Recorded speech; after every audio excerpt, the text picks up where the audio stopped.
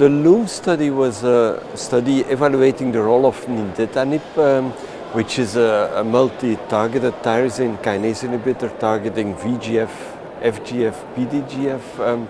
And we studied that drug in chemorefractory colorectal cancer in a placebo-randomized study. It was a phase 3 study, so in later lines of treatment, placebo-controlled. And we found that in this study, nintedanib had some activity, but the study, formally speaking, was negative because there were two co-primary endpoints, one which was a progression-free survival, and there was a clear benefit.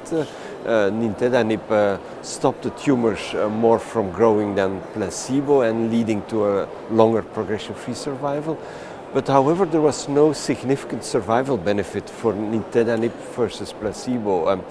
We don't have yet a full explanation why this is, despite some activity of the drug. Part of it is that patients on the placebo arm got a bit longer and more later lines of treatment. And then we're looking further into the biology of the tumors also. The bottom line message is that despite the fact that nintedanib has some activity, the study is negative because one of the main primary endpoints, being survival, was not met. So there was no survival benefit for patients treated with nintedanib in this situation. So that's the main message of the trial.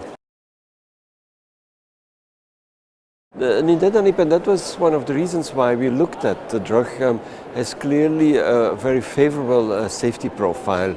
Of course, when you give to patients a cancer drug, there is always some toxicity, but the toxicity was very limited and minimal, and that's for sure not the reason why the trial failed, because there were very few patients who stopped their treatment because of toxicity also.